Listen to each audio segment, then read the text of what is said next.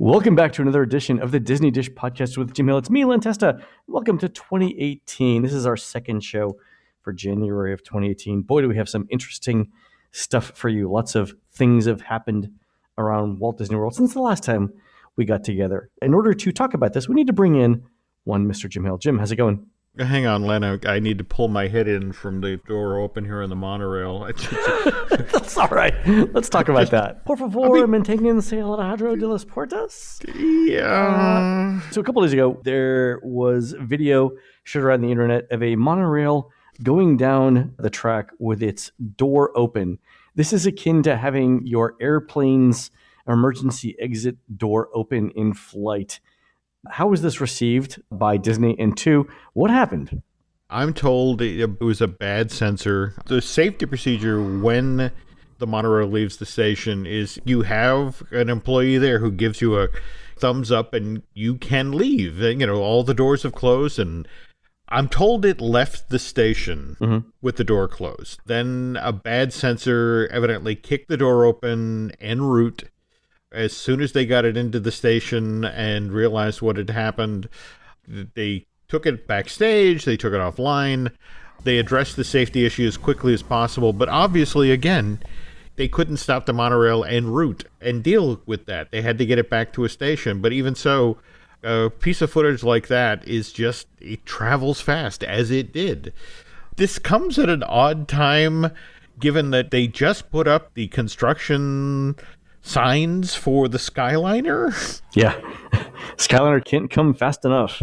Yeah, but at the same time, it's just one of those things where it's like, and the doors are going to close on that, right? Oh, yes, absolutely. Yeah, you know, there's a memo that went out that said, by the way, check the sensors. I'm a little surprised that the monorail doors can open while it's moving. What's concerning for Disney, because they're not supposed to, Len, when this sort of thing happens, the panel up in the pilot compartment is supposed to light up like a Christmas tree.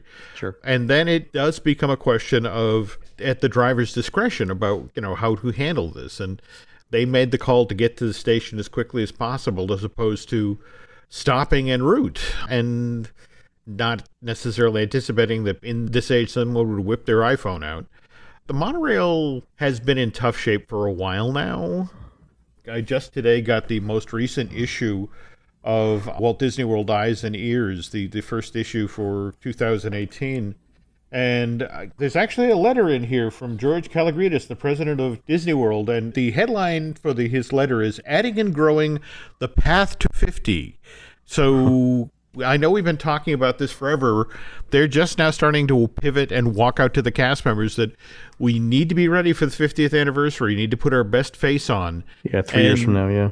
This is certainly the way you put your best face on. On the other hand, the fact that, you know, if you're traveling and a door's open on the monorail, at least you're not smelling that mildew smell. I did notice, Jim, that the morning after the doors were open, all of the monorails had stickers on them saying, please don't lean on the door. So that was a pretty fast turnaround for Disney on that. I agree. We'll see what happens. I would not be surprised if the monorails were grounded again, like they've been in the past when safety issues were uncovered, and newer sensors were installed and software upgrades happened and things like that. Here's hoping. But there is such a big emphasis right now, whether it's road construction or the Skyliner or the minivans. And in fact, I don't know if you saw the note today about folks who were reaching out to us about the autonomous cars that are being showcased at the Consumer Electronics Show in Las Vegas. Yeah, I saw some of the demos on it. That was nice. Did you see that there is a suburb outside of Orlando now? It's a fairly large suburb, like many dozens of square acres or many dozens of square miles. But the entire suburb has autonomous cars shuttling people back and forth to the store. Wow. Yeah. Okay. Well, okay. Right outside of Orlando. And the There thing we is, go. I forget the company that's doing it. I'll find it in the show notes. But the company had said, the reason why we picked this community is their HOA is so powerful that they can control the roads, and it's self-contained. We don't have to leave property. Like, we can take these residents to any one of the 14 grocery stores or 100 restaurants that are within this little community, and we don't have to leave essentially the government boundary of this community, and so we can operate entirely within the rules and restrictions of this HOA. Wow. What does that sound like to you, Jim? Boy, that sounds familiar for some reason. I can't. Just outside of Orlando. Let's see what happens come the 50th. I'm going to be intrigued to see how fast this actually happens. I would be surprised if you didn't see some sort of self-driving car test by the end of this year. I'd be moderately surprised. Well, there we go. Well, and now continuing with stuff that's in the news, or more to the point, stuff that's shown up in our email boxes, why don't you share what you heard from somebody in regard to Disney Springs? Yes, this is interesting. We get emails all the time from people. This one was from someone we won't name, but it was this. I wanted to share something from a flight I was on this past November. I was returning from Orlando on a Sunday evening to the town that I'm from, and I was seated next to a gentleman that was carrying blueprints in his carry-on. The gentleman worked for the Landry's corporate office, the restaurateur Landry's. The blueprints were for Rainforest Cafe 2.0 at Disney Springs. From my quick glances over the plans, it looks like the exterior will be themed to resemble an actual rainforest, complete with tree houses for event spaces and dining patios dotting the outside. I'm not sure the time frame, but I wanted to share with you what I knew so you could dig up more information. So, a redesign of Rainforest Cafe at Disney Springs. On the one hand, this kind of makes sense, Jim, right? We know what Disney Springs has gone through over the last couple of years. I don't know, Jim, did you see the New York Times travel section for this upcoming weekend lists in its 50 places to go for 2018? Not Walt Disney World, but Disney Springs. Whoa. Okay. Right? Specifically for the dining. Wow. Okay. Somewhere there's an executive right now who's breaking out the bubbly, because think about it. For the longest time, the fact that it took as long as it did to get Disney Springs in remotely presentable shape. Yeah, for the longest time, for the first 20 years it existed, it was the hinterlands. It was the outpost that you go to when there was nothing else. You couldn't afford to do anything else. Mm-hmm. Now it's on the New York Times 50 places to visit in 2018. Wow. I have to ask, before we slide back to Rainforest, what are you hearing from folks who got into Edison just over the past week or 10 days? I haven't heard on the Edison, and we're reviewing it, so I can't talk about when or where or why. So okay. Maybe the next show we'll be able to do it. Okay, cool. I have heard that the Maria and Enzo's and the assorted pizza places were all competent for what they were doing, which was good. I mean, some of the things were actually were pretty good. I have questions about the price, the portion size, but yeah, what I heard about the stuff around the Edison was that it wasn't bad at all. Okay, well, now to slide back to the Rainforest and the change that proposed there, what's genuinely intriguing, at least to me, about this is this treehouse concept that's being floated. Because, to be honest, since Pleasure Island closed, there have been a lot of corporate groups and wedding parties and that sort of thing that had grown used to going to Pleasure Island and holding their events. I mean, you think about the many times you wanted to get into the Adventures Club but have been bought out for a private party or that sort of thing.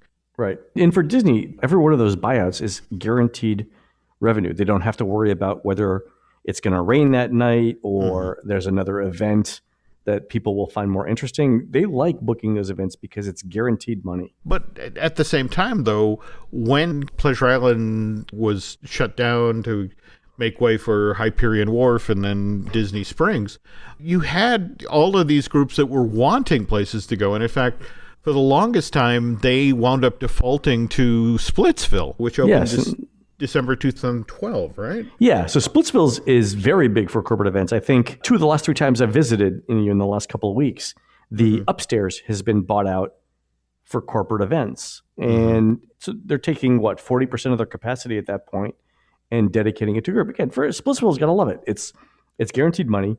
The corporate groups have to like it because Splitsville is both a highly rated restaurant and it's got entertaining bowling. I mean, it's got music, it's got good service. It's a win-win there. But I think that's the only place in Disney Springs that is like that, right? That's got some sort of food and a themed thing to do or see, right?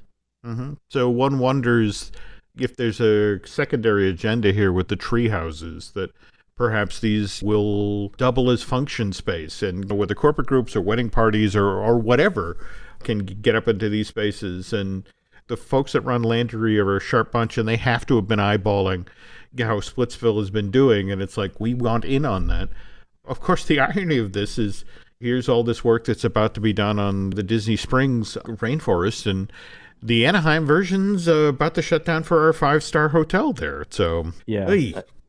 Well, but if they can, I don't know that you can make up all of the revenue from a rainforest cafe in downtown Disney in Anaheim, but adding events in a larger space to Orlando, where they've got 2, don't forget, they've got the one at Animal Kingdom as well. But, adding that extra space may help. The other thing that could potentially help them in remodeling the Rainforest Cafe in Disney Springs is its location. It's one of the few large restaurants in that side of Disney Springs. It's got a great view of the water, too. So if you can add tree houses with good views of whatever things are going on, let's say they add entertainment on the lake or whatever, or like the Intel drone show, that's another big selling point right there as well. So I think they've got to be looking towards the future of that eventually at some point there will be nightly entertainment at Disney Springs too. Oh, it's so funny you say this. I've been doing some research out ahead of the 50th anniversary about things that never were at Disney World, and Craig McNair Wilson, the gentleman who helped invent Streetmosphere for Disney MGM and worked on the initial version of Pleasure Island, actually talked about what the original sort of climax for the evening was supposed to be for Pleasure Island. And it wasn't supposed to be fireworks at midnight? Well, actually it was, but it was going to be like a different sort of fireworks at midnight. Do you remember the mythology for the fireworks factory? The notion was that Meriwether Pleasure had a factory there on site that made fireworks and that ended up blowing up. And in one version of the mythology, the ship, the family ship that also was taken out by this fireworks. And what Craig wanted to do was every night, just before midnight, the ghost ship would appear in the lagoon. You bring up the ghost ship from under the water, like in Pirates of the Caribbean with Davy Jones' ship. But better that it would rise up and then it would be consumed by fireworks and then sink back down into the lagoon there. Why did we? You know what? We have not lived sufficiently virtuous lives to see that kind of show, because that sounds fantastic. Yeah, well, there we go. There we go. Could you imagine? What kind of bothers me sometimes is that when you poke at Disney history and you see it something like that, and it kind of breaks your heart that you didn't get it. But on the other hand, we do occasionally get things that are both stunning and also work. And of course, in this instance, I'm talking about something else that opened December of 2012, and that's the Be Our Guest restaurant over at the Magic Kingdom. Oh, yeah. I mean, you talk about something that changed the definition of dining in a theme park. Be Our Guest has to be one of those huge milestones in theme park dining. Was it really 2012? Was it that long ago? Yeah, it's been 5 years and a month at this point. And wow. When you talk with the folks who worked in this, the Chris Beatties, that sort of folk, they talk about how they came at this project with the notion of 75, 76 has been character dining. We had the opportunity to have breakfast with Mickey on the Empress Lily, again, back in the days when they were genuinely struggling to get people to go to the shopping village. But over time, we saw how many of the parks brought character dining in as a revenue, as something to take a venue that hadn't necessarily worked or was struggling, like Akershus at Norway or the Crystal Palace. Yeah. When they brought character dining in, that went from popular to supernova. Yeah. We don't even have to get into the whole King Stephen's Banquet Hall, Cinderella's Royal Table thing. And everybody knows the stories of Arnie's Angels or whatever it was. I mean, the battles to get reservations for that. So Disney knew there was an interest in character dining. But what was intriguing, at least to me, is that if you think about it, Be Our Guest isn't really character dining. Right. I mean, there's two meals another day. You don't really have any characters. It's character centric in that it's a heavily themed restaurant. Totally. Only early on did they actually have the Beast in there. In fact, they were very careful about, you only get to see the Beast there, and you couldn't see Belle there because, of course, Belle lived in, Maurice's cottage just up the street. And it was like, never the twain shall meet. You want to go see Belle, you got to get in line over there. Well, I think logistically it worked well too, because the concept of the restaurant was always that it was going to be counter service for breakfast and lunch, or lunch at the time, and then sit down for dinner. And to mix a character greeting and counter service was something that Disney had never done. They weren't going to start with this. Talking with Chris Breedy and that bunch, they talk about how this idea didn't actually start stateside. It started, originally was proposed for the Tokyo parks. In fact, it came on the back of the opening of the Queen of Hearts Banquet Hall, which opened at Tokyo Disneyland back in March of '86. And I mean, this is a counter service buffeteria style restaurant. But what they noticed was that people would line up for hours to get in here, but the number one complaint from guests was like, I'd love to sit in here and have someone bring food to me. This is such a wonderful space. This is Eddie Sato's group that created this amazing recreation of the look of the traditionally animated Disney Alice in Wonderland.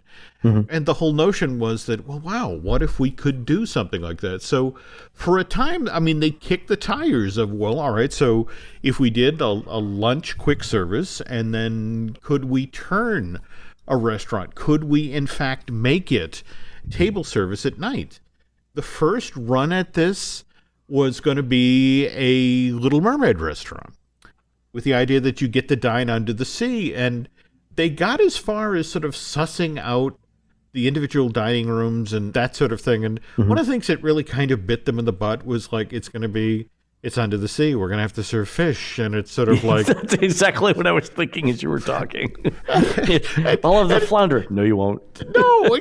By the way, let me tell you a side story here. So so Laurel took me to a traditional New York deli last month, a Jewish deli. And I wasn't thinking at the time. I had a lot on my mind. I tried to order a cheeseburger with bacon. And the old woman who was taking my order just looked at me and said, no. Like, pause, no. Okay, regular hamburger's fine. Thank you. Anyway, so I get the sense of when you have seafood on the menu and someone says, I'll have the flounder, the answer will be, no, you won't. Yeah. You understand your timing of the Disney company. That we have Michael Eisner step down September 30th, 2005. So here's Bob Iger, and Bob has a lot on his plate at that point. There's the Pixar situation to resolve, and he takes care of that in January of 2006. It's just $7.4 billion, but hey, it seems to have worked out. But the parks, for example, the Magic Kingdom at Disneyland, their Fantasyland got an update in '83. They reinvented the rides. They really did a big overlay. Whereas if you look at Fantasyland at the Magic Kingdom in Walt Disney World, was the most popular land in the most popular park. But if you look cold-bloodedly at it, it was all of these sort of patches on bad tires. It was a collection of Midway rides. And so we've talked about this, I think, before. In every other Disney theme park, Fantasyland is the heart of the park. Mm-hmm. It's the centerpiece of every park. Disneyland, it's the middle of the park. But in the Magic Kingdom, Fantasyland was more of an afterthought, or at least it didn't have its dominant position. Well, and if you think about it, you had, for example, 20,000 Leagues closes in September of 1994. That real estate stays empty for over 10 years. Yeah. And, you got the aerial meet and greet thing built at the very... Yeah, I mean, October 1st, 1996. But they didn't actually fill it in and turn it into anything, the Pooh's Playful spot, till September 2005. So, I mean, you had this giant chunk of real estate you were not using at the very heart of your park, and nothing kinetic moving through the water. I mean, no entertainment value. To be fair, I mean, the period after September 11th, 2001, a couple of years after that, there was a marked decrease in travel. And I think Disney was looking at that and wondering how much longer that dip in travel was going to happen. So there's a reason why they weren't making huge investments in the park in the early 2000s, and that was it. But go ahead. I totally agree. But at the same time, you had that amazing run of super popular Disney fairy tale films in the late early 90s. You had The Little Mermaid in 89. You had Beauty and the Beast in 91. You had Aladdin in 92. And the company doesn't bring them into the park immediately.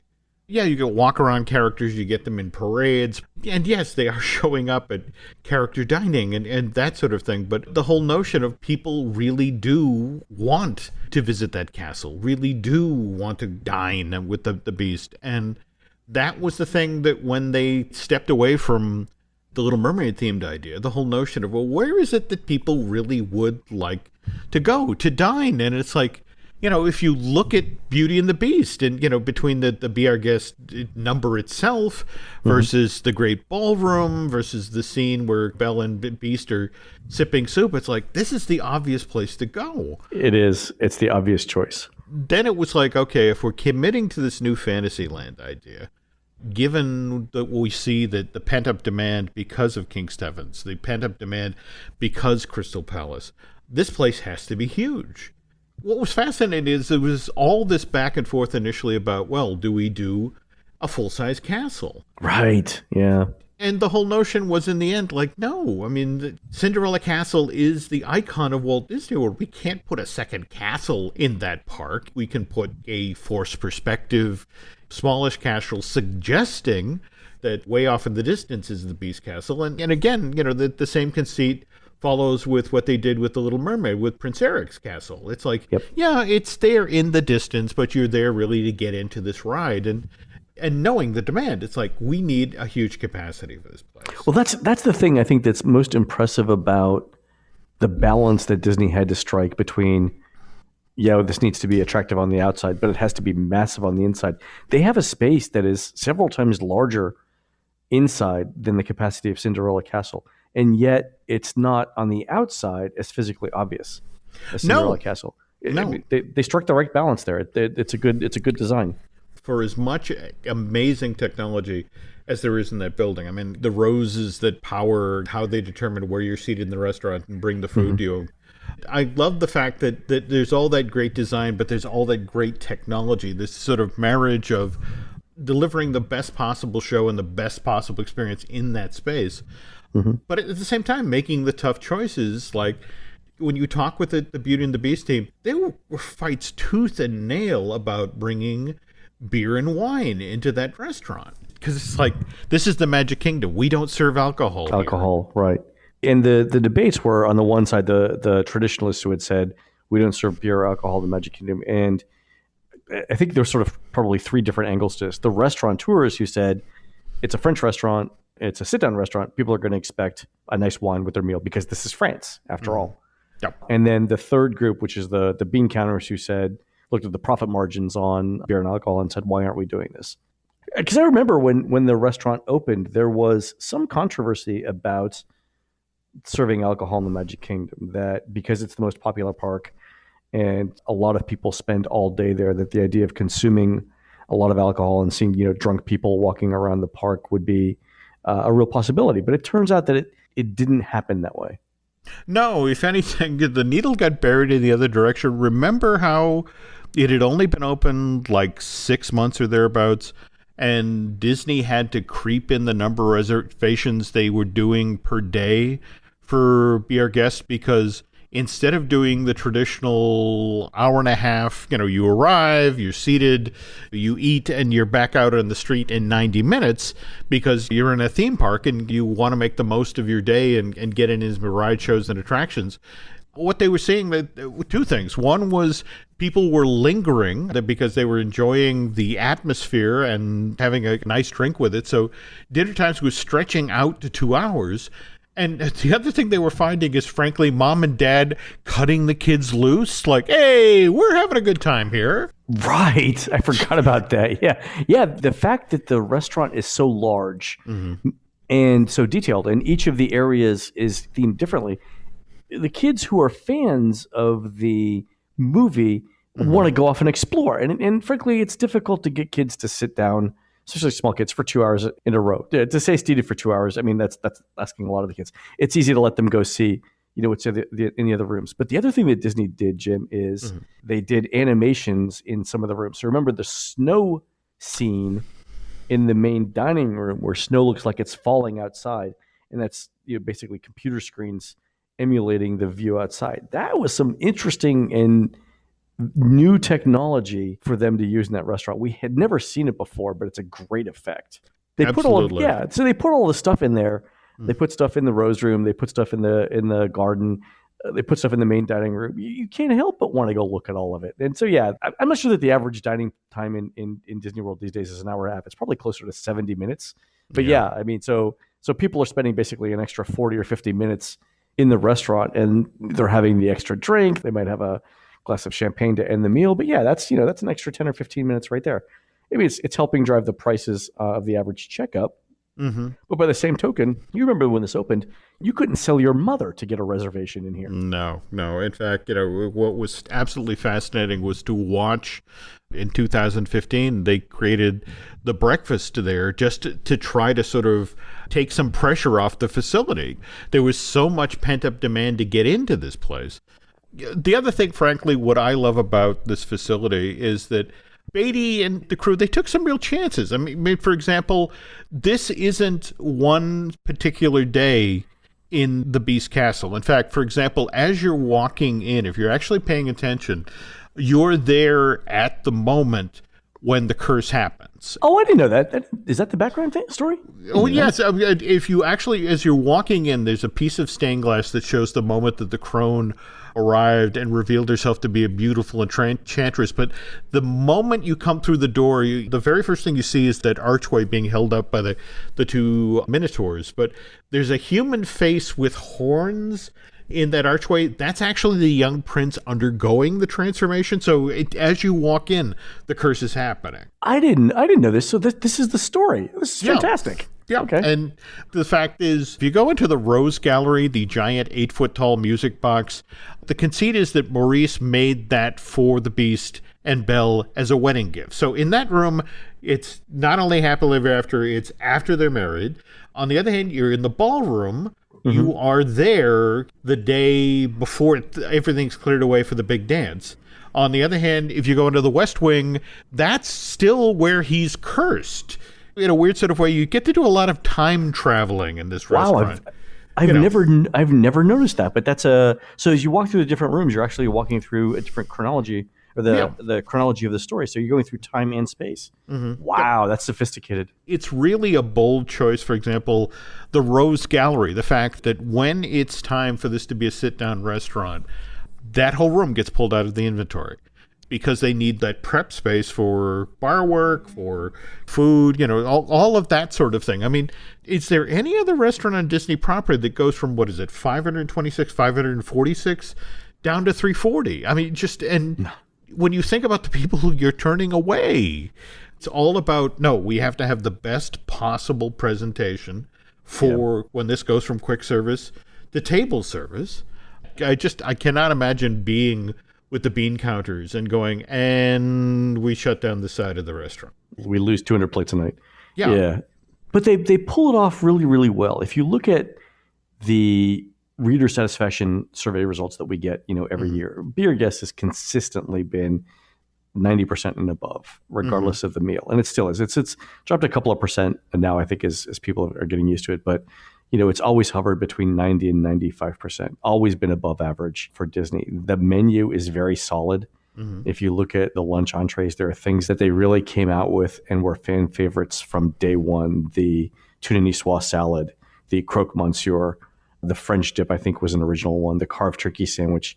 They're all good. And they've been on the menu forever. The French onion soup has been on there forever. The gray stuff that they had on the menu, that was really interesting. And also, they've been doing these cupcakes, which I think are pretty decent for it. But the menu has largely stayed the same. And so have the prices. We're not yet at the point where the $17 tuna niçoise salad has become the $21 tuna niçoise salad.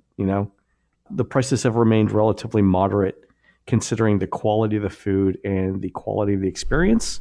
I mean, let's put it this way. I think if you're looking at a $13 fajitas meal at Pecos Bill or a $17 tuna niçoise salad at Be Our Guest, everyone would go to Be Our Guest, right? Mm-hmm. So Disney's done that really well. So they haven't really done much with the lunch menu. The dinner menu, I'm not as enchanted about. I mean, the dinner prices are still fine. Mm-hmm.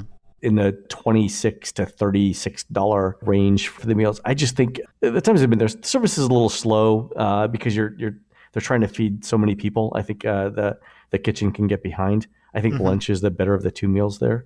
But when did they add breakfast?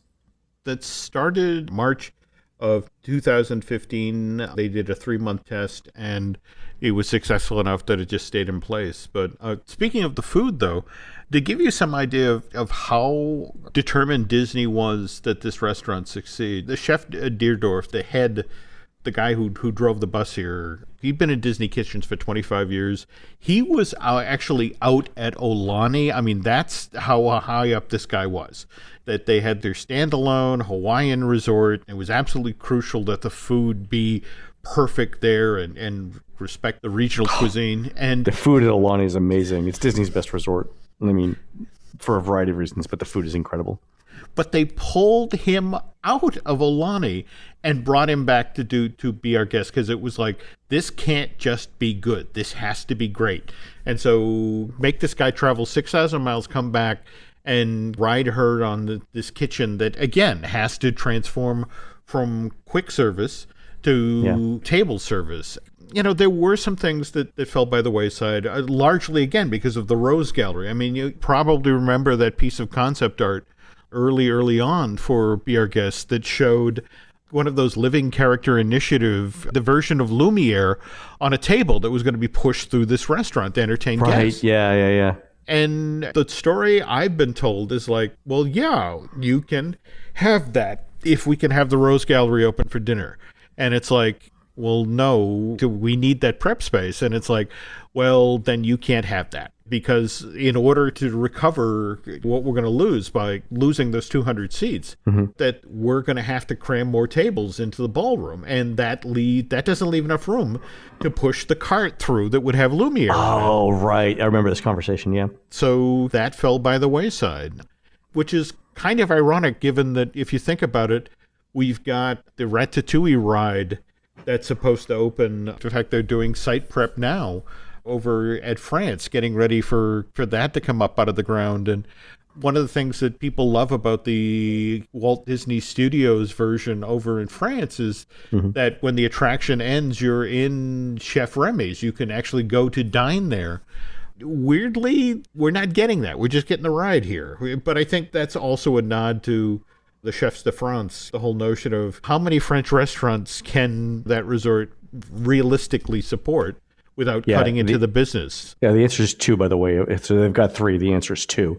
I don't think Monsieur Paul's is actually that good. I think for Remy, though, I think you're right.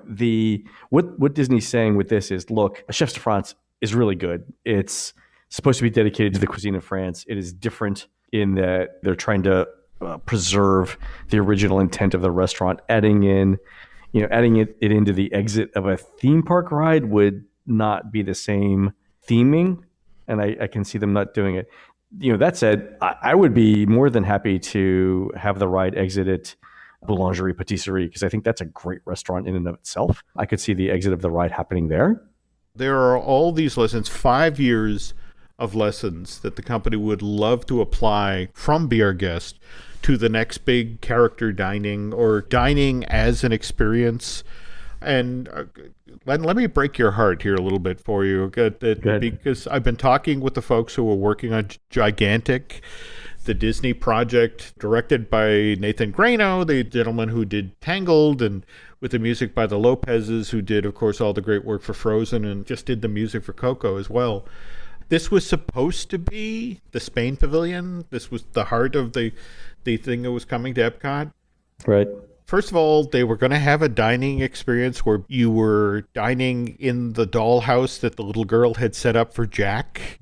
So you were going to be the tiny people in the giant dollhouse, having the dining experience there. But again, you were also going to be able to, as you exited the attraction, which took you through the world of Gigantic, have the option of, did you want to go grab a meal inside of the dollhouse and sit there on tiny little chairs or tables that were made out of, found objects.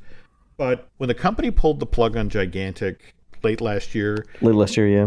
Care to guess how much they'd already spent on the film before they walked away from it? 50 million? Try 98. I was going to say 100 to start with. Darn. Yeah. Really? So, yeah. $100 million. Yeah. And the weird thing is that talking with folks at the studio, they're like, look, understand, we made 3 different runs at Frozen, or the Snow Queen, excuse me, the Hans Christian Andersen story before we finally figured out Frozen. And there's still... Yeah, and that worked out for them, so, So that's gigantic shutdown for now.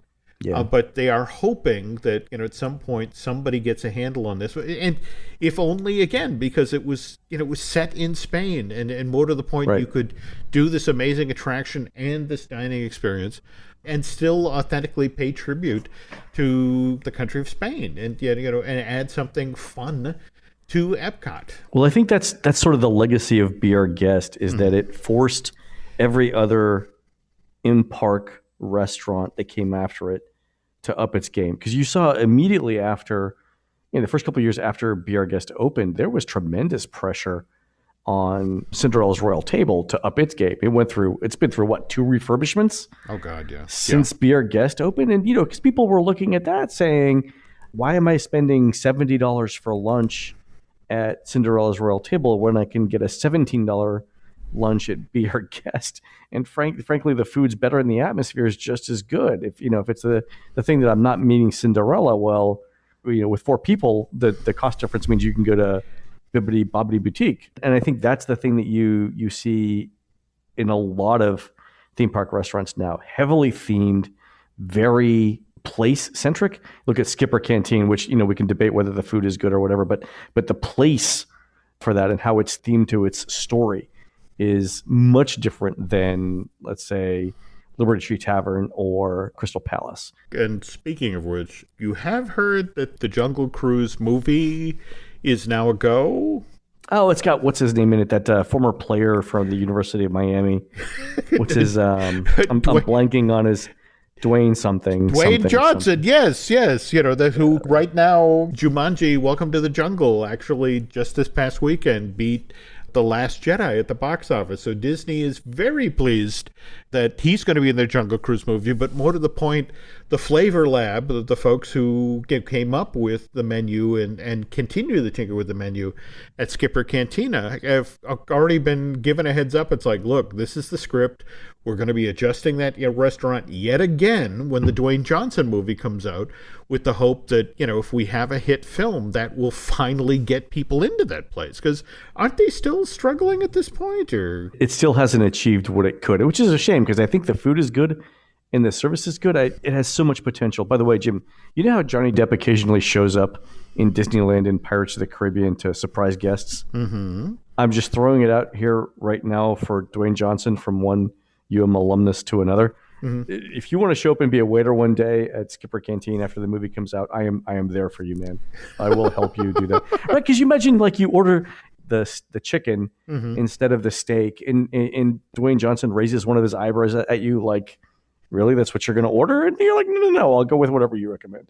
I think that would be fantastic. No, but I think I think the menu should be everything tastes like chicken. Mm-hmm.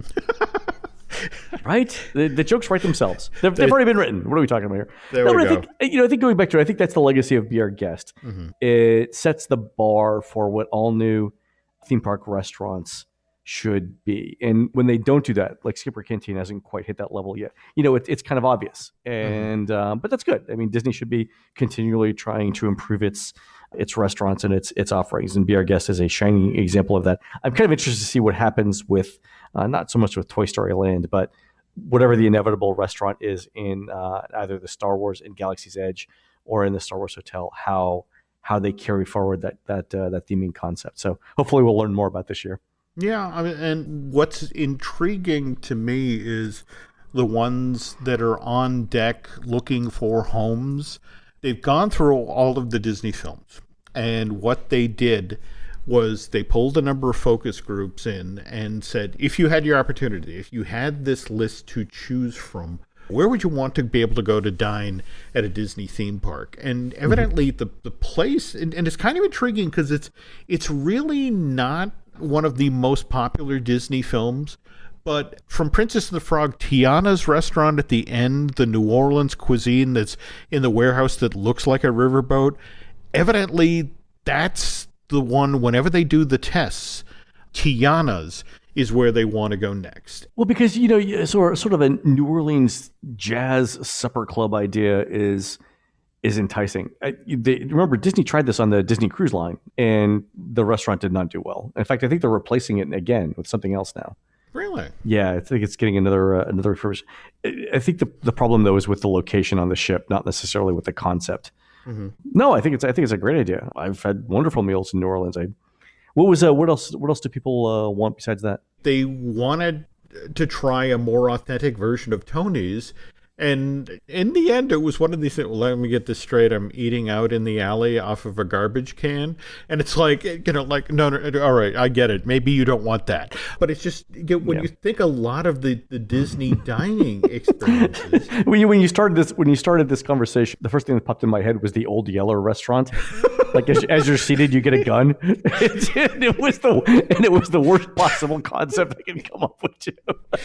Well, I think we've actually talked about on one of our walkthroughs of the park. In fact, it was David Mumford who was talking about, how friends David and his wife Carol were great dog lovers, and their dogs were the best man, and I think they're the ring bearers at their wedding. But at one point, they were talking about this whole thing about how everything in Disney has to have an IP, and it's like, well, why don't we just do the Old Yeller shooting gallery? So, and it's just the notion is you go down to your local ASPCA, and it's just sort of like, get a couple of dogs, and here's your bowl of complimentary whipped cream. Now get out there,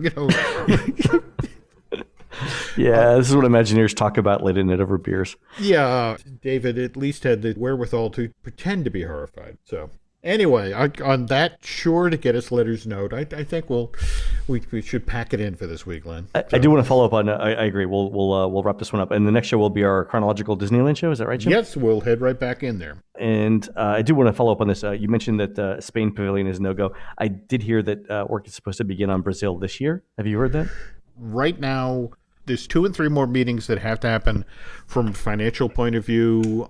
They supposedly have a letter of intent with both government officials, and they're looking to line up a sponsor. They've got 2 and 3 possibles, but again, this is classic Disney. It's like, if we want to build this, it's going to cost this much. If you want to build this, it's going to cost that much.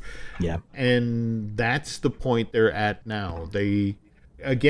Circling back to the George Calagrias letter about being on the path to 50. Oh yeah, they got to get started now. No, that's it exactly. That if they're going to have a new land opened for 2021, it has to break ground this year. And so, there's a real sense of urgency. But again, it's just the whole notion of there are so many ways this could go south. And remember, we got close to doing things with Brazil, and then they had we talked about it during our live event. We saw the actual contracts, right, for landscaping, things like that. Yeah, but I think for this time, if we don't see construction begin or clearing begin at some point in World Showcase around the Germany area, if we don't see that happen by June, I don't think it's going to happen for the 50th. It's pretty much got to begin within the first 6 months of this year. And if it doesn't, then we know it won't happen. But if we do see some, bulldozers or construction equipment back there, then we'll know that something's definitely happening. Okay. Well, here's hoping, because, again, the nice thing about, doing all of the work with Ratatouille is that in theory that, as once you get the steel up and they begin closing the building, you can just, roll that team down the street and have them. Exactly. Yeah. But that's the thing. There are plans, and it's just, but you never know what's going to come along and cause a hiccup. So. All right. We'll see what happens. I have faith in this one. I think it's going to happen this year. Okay. Here's open. All right, folks. You've been listening to the Disney Dish podcast with Jim Hill. We are produced fabulously by Aaron Adams. Please go on to your local bulldozer, and on the shovel of the bulldozer, write us a letter about what you would like to hear next on the show, and also throw in your comments. For Jim, this is Len. We will see you on the next show.